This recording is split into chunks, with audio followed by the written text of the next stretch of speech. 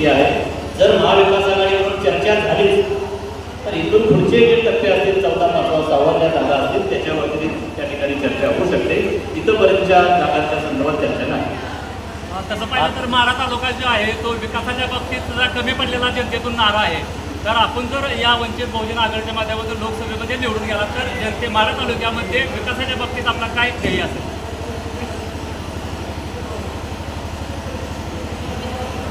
या ठिकाणी माढा तालुक्याच्या बाबतीत आपण प्रश्न विचारला की माढा तालुका हा विकासाच्या बाबतीत कोसमूर आहे. तो वास्तव सत्य आहे.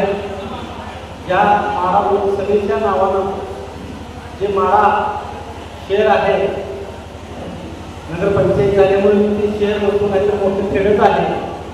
कारण माढा लोकसभेचं नाव घेऊन या ठिकाणी अनेक मोठमोठे उमेदवार या ठिकाणी उभे असताना माढा शहराचा ते विकास करू शकले नाही, पाण्याची सोय करू शकले नाही, रस्त्याच्या ठिकाणी जे प्रश्न आहे अशा वेगवेगळ्या विविध प्रश्नाची सोडवणूक त्या ठिकाणी ते शहरामध्ये करू शकले नाही.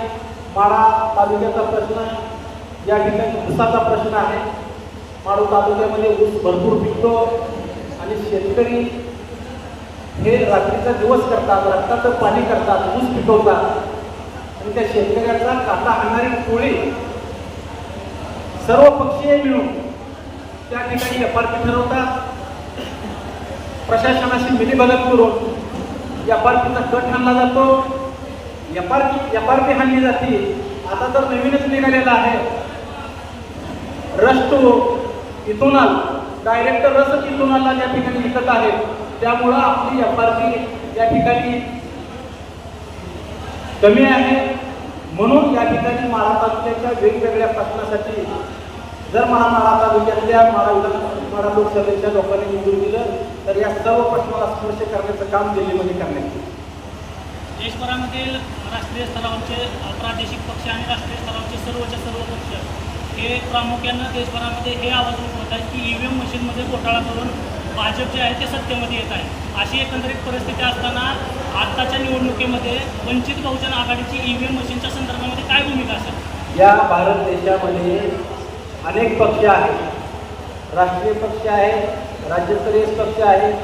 फक्त वंचित बहुजन आघाडीचे नेते आदरणीय प्रकाश आंबेडकर साहेबांनी EVMच्या बद्दल कोर्टामध्ये केस चालू आहे आणि फक्त वंचित बहुजन आघाडीच त्या EVMच्या बद्दल लढत आहे. येणारे निवडणूक बॅलेट पेपरवर होईल का असं तुम्हाला वाटतं का?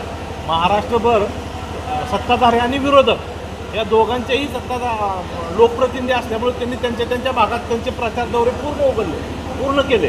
असं असताना वंचित बहुजन आघाडीला विरोधकांनी फक्त झुलवत ठेवलं का युती करायच्या ह्याच्याखाली? आपला अजून कुठलाही दौरा झालेला नाही. मला वाटतं आज आपण उमेदवारी जाहीर झाल्यानंतर पहिल्यांदा ही मीटिंग होती. महाराष्ट्रामध्ये निवडणुका मागच्या महिन्यात झाल्या 1 मार्चमध्ये देशामध्ये. पण बाळासाहेब आंबेडकर भारतीय जनता पार्टीच्या या सरकारच्या विरोधामध्ये त्यांची भूमिका सांगत असताना गेल्या 6 महिन्यापासून संपूर्ण महाराष्ट्रभर दौरा करताय. बाळासाहेबांचा एक दौरा जिल्ह्यातल्या महाराष्ट्राच्या प्रत्येक जिल्ह्यामध्ये एक सभा किमान बाळासाहेबांची झालेली आहे. सोलापूर जिल्ह्यामध्ये 2 सभा झाल्या बाळासाहेबांच्या. प्रामुख्यानं अक्कलकोटला सभा झाली, माढ्यामध्ये सभा झाली आणि साताऱ्यामध्ये या परिसरामध्ये सभा झाली. म्हणजे आमचा प्रचाराचा एक टप्पा आचारसंहिता लागायच्या अगोदर पूर्ण झालेला आहे.